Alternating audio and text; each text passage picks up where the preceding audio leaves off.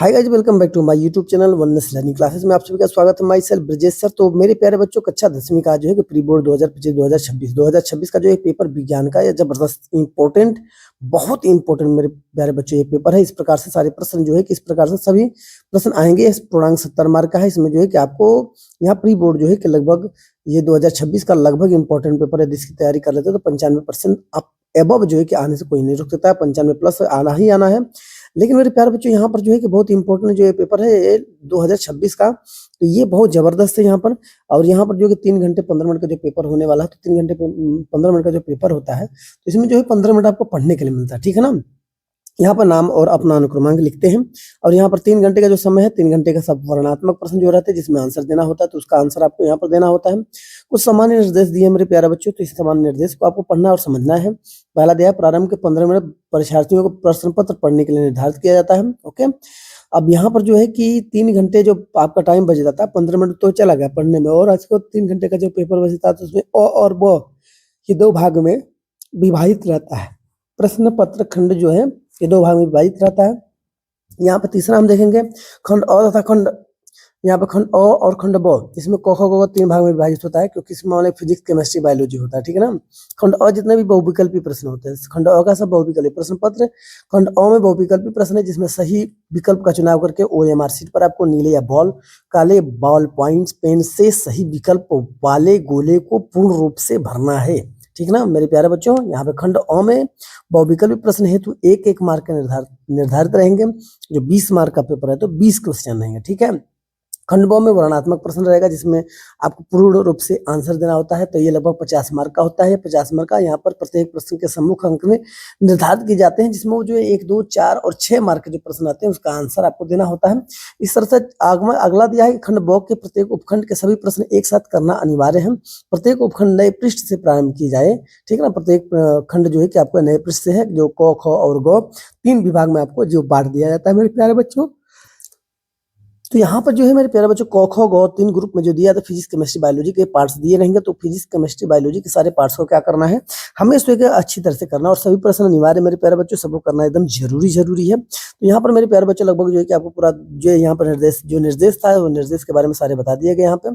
अब आइए खंड अ पर यहाँ पर शुरू करते हैं। खंड अ का जो है कि 20 मार्क का पेपर, 1-1 मार्क के क्वेश्चन, बहुविकल्पी प्रश्न है। ये 20 मार्क का पेपर 1-1 मार्क में जब हम देंगे तो यहाँ पर खंड उपखंड क का जो है कि हमें क्या करना है, यहाँ पर करना है। तो मेरे प्यारे बच्चों यहाँ पर देखेंगे क्वेश्चन जो है कि बहुत इंपॉर्टेंट है। यहाँ पर जो है कि इसको क्या कर रहा है कि उत्तल दर्पण प्रत्यय प्रतिबिंब सदैव बनाता है। कैसा प्रतिबिंब बनाता है भाई? उत्तल दर्पण प्रत्येक समय कौन सा दर्पण बनाता है? वो सदैव प्रतिबिंब बनाता है। तो कैसा बनाता है? ध्रुव तथा फोकस के बीच ये प्रतिबिंब बनाता है, ठीक है ना। ध्रुव तथा फोकस के बीच क्या इसका प्रतिबिंब बनता है, ठीक है। तो इस तरह से जो है कि वेरी इंपॉर्टेंट है मेरे प्यारे बच्चों, यहाँ पे याद रखिएगा, ठीक है ना। 4 ऑप्शन में एक उत्तर देना था, जबकि दूसरा क्वेश्चन यहाँ पर दिया हुआ है, जब प्रकाश किरण एक माध्यम से दूसरे माध्यम में जाने पर अविलंब से दूर हटती है तो वह, ठीक है ना। 1 मार्क का प्रश्न है। यहाँ पे इसका उत्तर जो है किस प्रकार दिए हुए हैं, तो आइए देखते हैं। 4 ऑप्शन दिए, 4 ऑप्शन में एक उत्तर दे रहा है। तो ये सघन माध्यम से विरलन माध्यम में जाती है, सघन माध्यम से विरलन माध्यम में जाती है। आपका ये पूरा आंसर लगभग कंप्लीट हो जाता है। ओके, अब इसके बाद जो है किसी प्रकार से अगला, इसको ध्यान से देखते हैं। यहाँ पर तीसरा क्वेश्चन दिया हुआ है, एक उत्तल लेंस की फोकस दूरी 15 सेंटीमीटर है, इसमें, ठीक है ना, 15 सेंटीमीटर है, तो ये फोकस दूरी है, तो इसको F से दिखाते हैं। 30 सेंटीमीटर दूरी पर स्थित है, तो ये हम अपना U से दिखाते हैं, ठीक है ना। 30 सेंटीमीटर की दूरी जो है ये इसको U से दिखाया जाता है, और फोकस की दूरी को हम F से दिखाते हैं, ठीक है ना। ये आपका क्या सिंबल है, प्रतिबिंब कहाँ बनेगा, इस तरह से उसकी वस्तु की स्थिति बतानी है। तो यहाँ पे मेरे प्यारे बच्चों 1 मार्क का क्वेश्चन है। आइए इसका फॉर्मूला हम देख लेते हैं। V इक्वल टू फॉर्मूला जो है कि आपको इसमें सबसे बड़ा इंपॉर्टेंट फॉर्मूला जो आपने याद किया होगा। तो यहाँ पर आपको जो है कि प्रश्न का उत्तर जो है कि 30 सेंटीमीटर वस्तु दूसरी ओर वास्तविक और उल्टा तथा वस्तु के आकार का बनेगा। 30 सेंटीमीटर पर वस्तु की दूसरी ओर वास्तविक उल्टा तथा वस्तु के आकार का बनेगा। तो 1/f equal to 1/v minus 1/u, इस फॉर्मूले पर जो है कि आप रख के जो है किसको आप प्राप्त कर सकते हैं, इसका आंसर ज्ञात कर सकते हैं। मेरे प्यारे बच्चों जबरदस्त ये क्वेश्चन है। यहाँ पर जो है कि रख के इसको हल करना है 1/f का मान निकालने के लिए। तो ये 1/f equal to 1/v minus 1/u है। तो 30 सेंटीमीटर दूरी पर जो है कि इसकी वास्तविक उल्टा और वस्तु के आकार का बनता है। तो यहाँ पर फॉर्मूले में जो कि इस तरह से यदि वर्णात्मक प्रश्न में इस तरह से सवाल रहेंगे तो आप इसको हल कर सकते हैं, ठीक है ना। यहाँ पे चौथा में दिया कि जब श्वेत एक प्रकाश से एक प्रिज्म गुजरता है, जब श्वेत प्रकाश एक प्रिज्म से गुजरता है तो निर्गत प्रकाश के प्रिज्म के आधार से दूसरा दूरस्थ प्रकाश का रंग होता है, ठीक है ना। 1 मार्क का प्रश्न है। देखिए यहाँ पर जब गुजरता है तो क्या होता है, वहां पर दूरस्थ जो है प्रकाश का रंग होता है। कैसा रंग होता है मेरे प्यारे बच्चों? आइए हम देखते हैं। यहाँ पे एक प्रिज्म है, यहाँ से जो है कि हमारा लाइट क्या होती है, रिफ्लेक्ट होती है। रिफ्लेक्ट होने के बाद वहां पर जाकर क्या हो जाती है, दूसरे साइड में जो है कि पूरी तरह से ये कलर जो है क्या हो जाता है, चारों ओर फैल जाता है। तो इस तरह से जो है कि आपको जो है कि यहाँ पर बताना है, ये बैगनी जो होती है इसका आंसर होगा, ठीक है ना। इसका क्या हो जाएगा, बैगनी आंसर होगा। तो यहाँ पर जो है कि 5, यहाँ पर 5वां क्वेश्चन है, एम्पियर सेकंड किसका मात्रक है। तो एम्पियर सेकंड किसका मात्रक, 1 मार्क का आंसर है ये। यहाँ पर ऑप्शन दे है कि यहाँ पर सी जो है कि आपका आवेश का होगा। यहाँ पर आवेश का ये मात्रक है, तो यहाँ पर theta is equal to I multiply T होता है, ठीक है ना। Q is equal to I multiply T होता है। यहाँ पर देखिए ये एम्पियर सेकंड किसका मात्रक है, तो आवेश का मात्रक है। इस प्रकार से जो आपका 1 मार्क का आंसर यहाँ पर तैयार हो गया है। 6वां दिया है, एक सेल R1 R2 2 प्रतिरोधों के तार समांतर क्रम में जुड़ जाते हैं। यदि प्रवाहित धारा इसमें I1 I2 और प्रति सेकंड उत्पन्न उष्माएं क्रमशः H1 और H2 हो तो उष्माओं का अनुपात बताना है, ठीक है। यहाँ पे हम देखते हैं, तो यहाँ पे 4 ऑप्शन दिया। 4 ऑप्शन मेरे प्यारे बच्चों यहाँ पर देखिए इंपॉर्टेंट है, H1/H2 इक्वल टू R2/R1। देखिए यहाँ पर जो कि आपका आंसर ये हो जाएगा मेरे प्यारे बच्चों। बहुत ही इंपॉर्टेंट जो है कि ये है, तो ये इंपॉर्टेंट क्वेश्चन को आप जो है कि शेयर करना ना भूलिएगा, अपने दोस्तों मित्रों के साथ भी शेयर करें जिससे उनको भी हेल्प मिल पाए। आइए 7वें प्रश्न पर चलते हैं। चुंबकीय क्षेत्र की तीव्रता का मात्रक हम यहाँ पर ज्ञात करेंगे। चुंबकीय क्षेत्र की तीव्रता का मान 1 मार्क का यह प्रश्न है मेरे प्यारे बच्चों, बहुत ही इंपॉर्टेंट है। न्यूटन एम्पियर प्रति मीटर है, ये न्यूटन प्रति एम्पियर मीटर है, ठीक है ना। ये आपका आंसर हो जाता है मेरे प्यारे बच्चों। उपखंड ख में आते हैं। उपखंड ख का भी जो क्वेश्चन मेरे प्यारे बच्चों बहुत जबरदस्त है। यहाँ पर देखेंगे मीथेन का संरचनात्मक सूत्र क्या होता है। तो मीथेन का संरचनात्मक सूत्र देखिए यहाँ पर नीचे बनाया गया है आपको। देखिए 1 मार्क का प्रश्न है, यहाँ पर 4 ऑप्शन है। 4 ऑप्शन में एक केवल सही होगा, केवल एक सही होगा, तो ये बी वाला सही है। बी वाला क्या है, ये सही है, ठीक है ना, CH4, ठीक है ना। 9th क्वेश्चन में चलते हैं कि निम्नलिखित में समजातीय श्रेणी है। 1 मार्क का प्रश्न, समजातीय श्रेणी। तो यहाँ पर CH4 C2H6 CH4 C2H6 यहाँ पर ये है, ठीक है ना। लेड नाइट्रेट का रासायनिक सूत्र क्या होता है। 1 मार्क का प्रश्न मेरे प्यारे बच्चों। तो लेड नाइट्रेट का जो रासायनिक सूत्र देखिए यहाँ पे 4 ऑप्शन में दिया था, तो ये दिया है, ये लेड का जो PB हो जाएगा और NO3 रासायनिक सूत्र हो जाता है। ये मेरे प्यारे बच्चों जबरदस्ती इसका आपका आंसर लगभग यहाँ पे तैयार हो चुका है। 11वां शुद्ध जल का pH मान कितना होता है, ठीक है ना। शुद्ध जल का pH मान कितना होता है, ये इंपॉर्टेंट क्वेश्चन है। यहाँ पर 7 होता है, ठीक है ना। अब यहाँ पर देखते हैं 12 का जो है कि 12 का आंसर होगा। 12 का जो है कि एंटीमनी है। एंटीमनी क्या है, धातु, अधातु, धातु, मिश्र धातु, कौन सी धातु है। तो यहाँ पे उपधातु मेरे प्यारे बच्चों 1 मार्क का आंसर यहाँ पे तैयार हो जाता है। 1 मार्क आपका तैयार हो जाता है यहाँ पर। 13वां देखिए निम्नलिखित रासायनिक समीकरण को पूरा करिए। यहाँ पर रासायनिक समीकरण को पूरा करना है, ये इनकम्प्लीट है, यहाँ पर पूरा करके दिखाना है मेरे प्यारे बच्चों। तो CH3COOH प्लस C2H2O5OH है, जो सांद्र है H2SO4 में जो है क्या करते हैं, इसको मिलाते हैं तो ये बनता क्या है, इसके बारे में यहाँ पर लिखना है। तो ये H2 तो मान लो रिलीज कर देगा यहाँ पे। इसके बाद जो है कि H2 जब जल यहाँ पर निकल जाता है तो बचता क्या है, यहाँ पर देखते हैं। इसकी कैलकुलेशन करने के बाद, इसकी रिएक्शन करने के बाद जो प्राप्त होता है, तो यहाँ पे इसका फॉर्मूला जो है कि यहाँ पर तैयार हो जाता है। तो यहाँ पर सांद्र होने के बाद यहाँ पर क्या बनेगा, ये देखते हैं। तो यहाँ पर जो है कि CH3 हो जाएगा, यहाँ पर CH3 हो जाएगा और इसके बाद COO हो जाता है और यहाँ पर C2 हो जाता है और H5 हो जाता है। ये मेरे फार्मूला। और यहाँ पर जो H है और ये OH है, ठीक है ना, ये OH है, ये OH है और यहाँ पर H है, दोनों मिल जाते हैं ना, तो H2 हो जाता है, ये H2 हो जाता है, 2 H हो जाता है, तो H2 और एक O बचता है, तो यहाँ पर O हो जाएगा। तो मेरे प्यारे बच्चों देखिए इसको क्या करेंगे, यहाँ पर जब इसको बाहर पहले से जो है क्या कर दिया, निकाल दिया या रिलीज हो गया, तो इसके बाद जो बचने वाला फार्मूला है, इसके बाद CH3COO C2H5, ये आपका आंसर हो जाता है। ओके मेरे प्यारे बच्चों, लगभग ये आपका तैयार हो चुका है। तो यहाँ पर आइए हम देखते हैं इसके बाद जो है कि बायोलॉजी पर, बायोलॉजी के जो कि ऑप्शन यहाँ पर दिए हुए हैं, बायोलॉजी के ऑप्शन को हम ध्यान से देखेंगे और पढ़ेंगे, समझेंगे, इसके बाद उत्तर उसमें बताएंगे। कोशिकीय प्रक्रम में ऊर्जा मुद्रा है, कोशिकीय प्रक्रम में ऊर्जा मुद्रा है, 1 मार्क का प्रश्न मेरे प्यारे बच्चों, इसको ध्यान से देखना है क्या होगा इसका आंसर। देखिए यहाँ पर पॉइंट जो है कि 4 ऑप्शन दिया, तो ATP होगा, ठीक है ना। यहाँ पे ATP क्या हो जाएगा आपका, कोशिकीय ऊर्जा का मुद्रा है, ठीक है ना।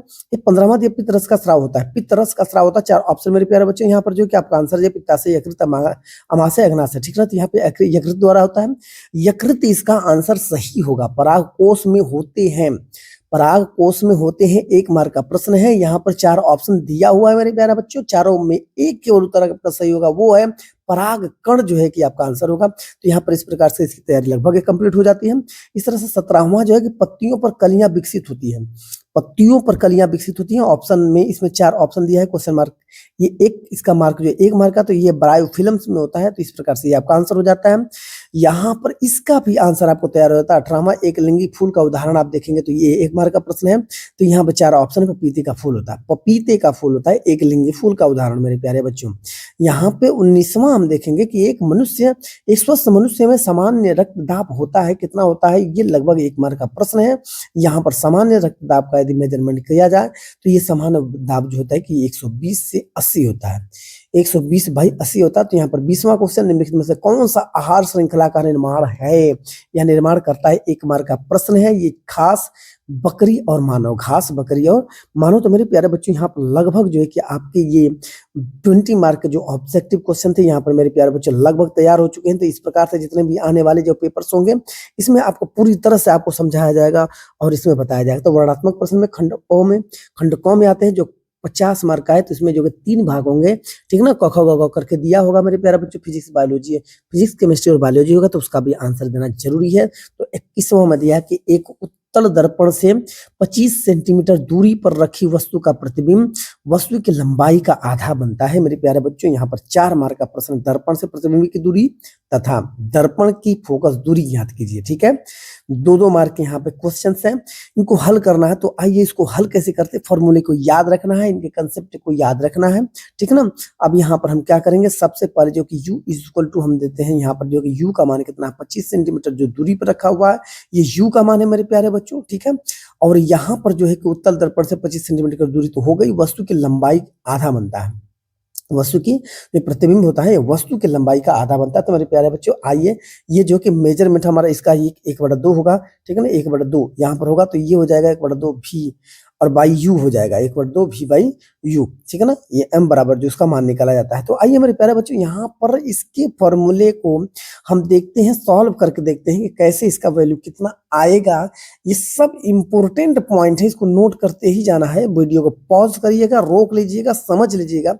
u = 2v होता है, यहाँ पर v = u/2 हो जाएगा, u/t होगा। इसका मतलब ये हो जाएगा, चाहेंगे तो इसको मल्टीप्लाई करके u का वैल्यू निकालेंगे तो मल्टीप्लाई कर सकते हैं, लेकिन यहाँ u का मान 25 रखेंगे, 2 से डिवाइड करेंगे, 12.5 सेंटीमीटर लगभग जो है कि मेरे प्यारे बच्चों इसका आपका लगभग ये आंसर हो जाता है। ये इंपॉर्टेंट पॉइंट और ये इंपॉर्टेंट जो है कि यहाँ पर प्रश्न किस तरह से हमने हल किया है, इसको आपने देखा है और इसको समझा है, ठीक है ना।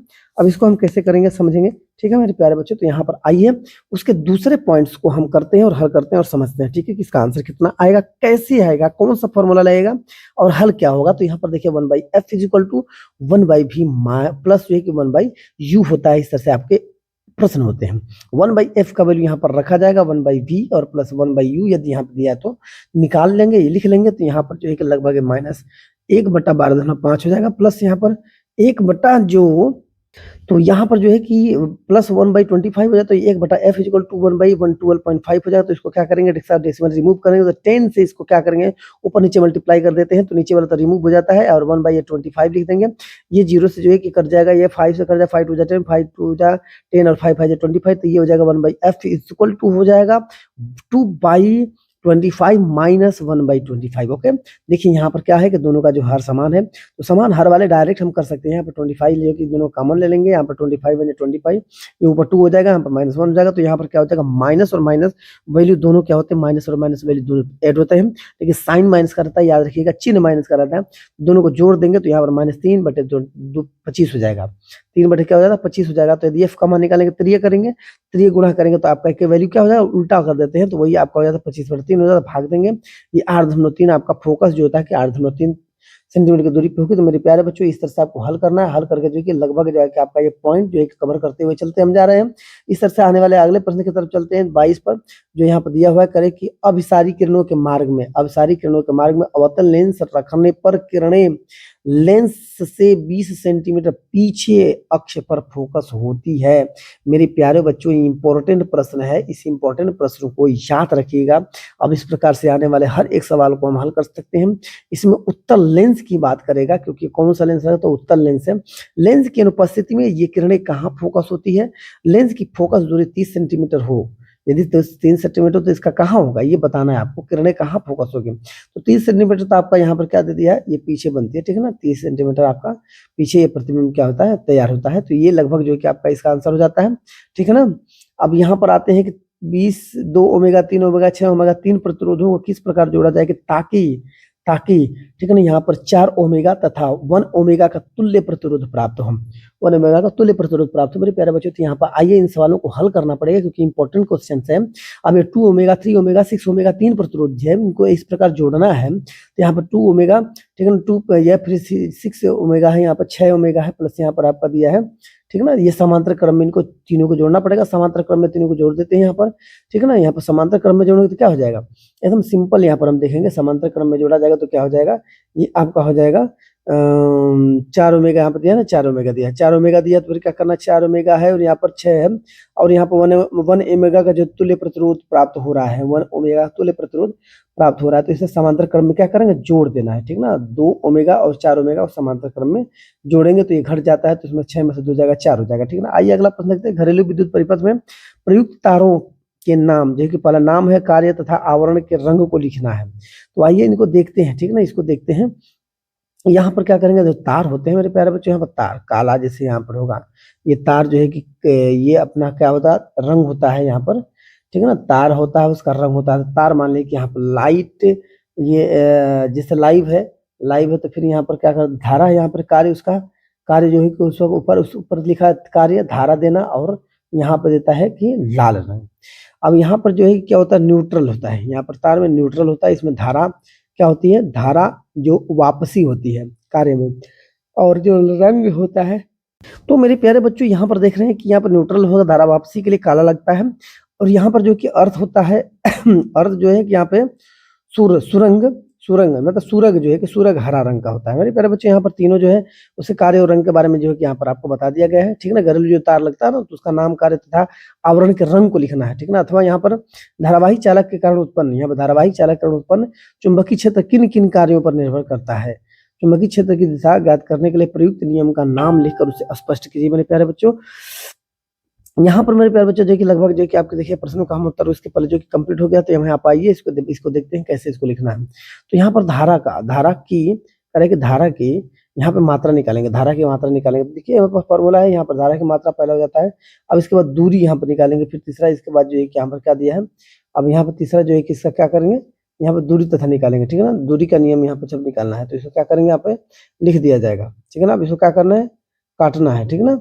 अब क्या करना है, इसको हल करेंगे। देखिए तो यहाँ पर क्या हो जाएगा, ये धारा की मात्रा जो कि यहाँ पर निकाल देंगे और इसके बाद दूरी का निकाल देंगे। तो इस तरह से आपको इसको कटा दीजिएगा, धारा की मात्रा और दूरी को निकाल के कटा के हल कर देंगे, सॉल्व हो जाएगा। निम्नलिखित यौगिकों का संरचनात्मक सूत्र लिखना है। निम्नलिखित यौगिकों के संरचनात्मक सूत्र को लिखिए। तो एथेनाइक अम्ल हो जाता है, यहाँ पर देखिए दिया हुआ है, मीथेन दिया है, क्लोरोप्रोपेन होता है, नाइट्रोप्रोपेन होता है। यहाँ पर CH3COOH इसका फार्मूला होगा, मेथनॉल का CH4 होगा। यहाँ पर जो है क्लोरोप्रोपेन है, तो क्लोरोप्रोपेन का यहाँ पर फार्मूला जो है कि आपका 1 क्लोरोप्रोपेन है ना, तो 1 क्लोरोप्रोपेन है, तो यहाँ पर CH3 लिखेंगे, यहाँ पर CH3 लिखेंगे और CH2 और CN2 लिखेंगे और Cl लिखेंगे। मेरे प्यारे बच्चों, तो यहाँ पर हो जाएगा। अब ये नाइट्रोमेथेन का मतलब होता है, नाइट्रोमेथेन को पढ़ते हैं तो यहाँ पर क्या हो जाएगा, CH3 हो जाएगा और यहाँ पर Na2 हो जाएगा, CH3NO2 हो जाएगा। मेरे प्यारे बच्चों, तो लगभग ये कंप्लीट हो जाता है। आपका यहाँ पर 26वां प्रश्न का आंसर लगभग हो जाता है यहाँ पर। तो ये विद्युत रासायनिक श्रेणी को स्पष्ट कीजिए और इसके 2 अनुप्रयोग लिखिए।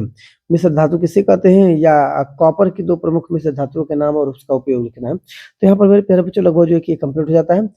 यहाँ पर जो है कि आपको इसका आंसर जब बताया जाएगा, तो ये बहुत इंपॉर्टेंट प्रश्न है, इसको ध्यान से आप जो है कि नोट्स तैयार किए होंगे, तो नोट्स तैयार में इसको जो कि आंसर आप लिख सकते हैं। तो मिश्र धातु किसे कहते हैं, कॉपर के 2 मिश्र धातुओं के नाम का उपयोग बताना है।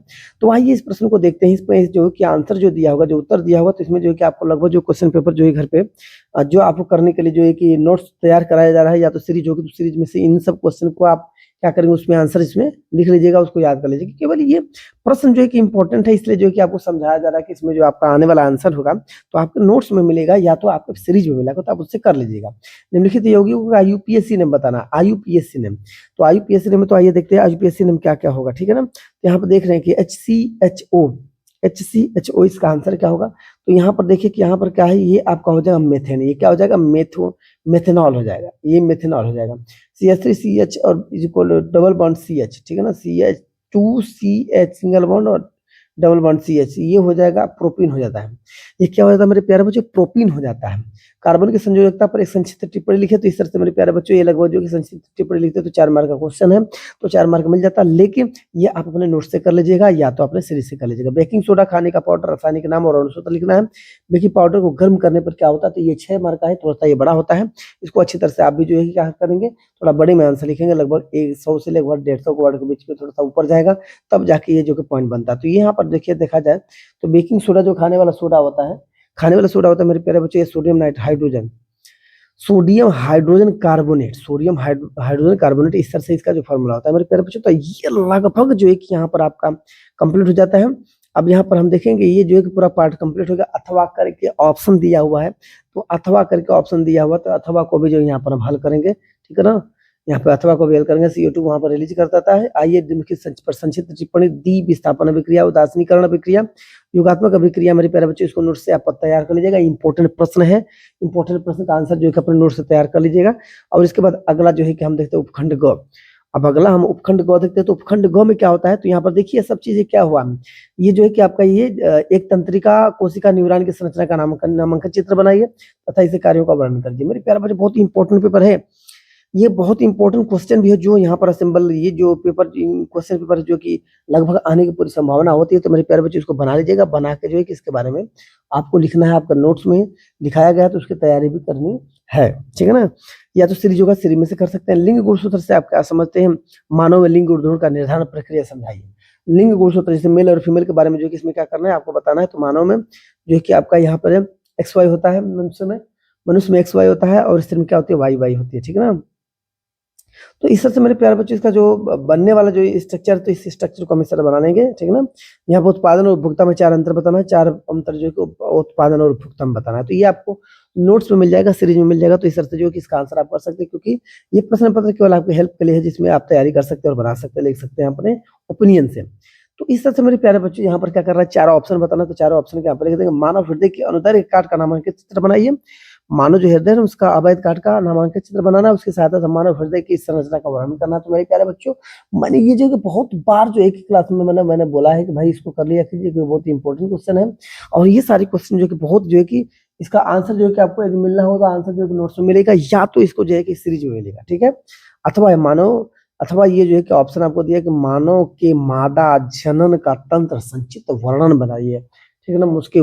उसके जो है कि जनन अंगों को बनाना है, उसके बाद जो है वर्णन करना है, और उसके बाद उसके बारे में लिख देना है। तो मेरे प्यारे बच्चों, लगभग जो है कि यहाँ पर आपके ये कंप्लीट जो है कि पूरा हो गया है। जो इंपॉर्टेंट इसमें क्वेश्चन हमने बताया था जिसका आंसर आपको करना है, तो आप अपने नोट से कर लीजिएगा, सीरीज से कर लीजिएगा। और बहुत इंपॉर्टेंट क्वेश्चन था, इसलिए ज्यादा समय आपका नहीं लिया हूं, क्योंकि ये ज्यादा समय दे लेते तो आपका समय इंपॉर्टेंट है। इसलिए फिर अगले बार वीडियो के साथ, नई वीडियो के साथ मिलेंगे। जय हिंद।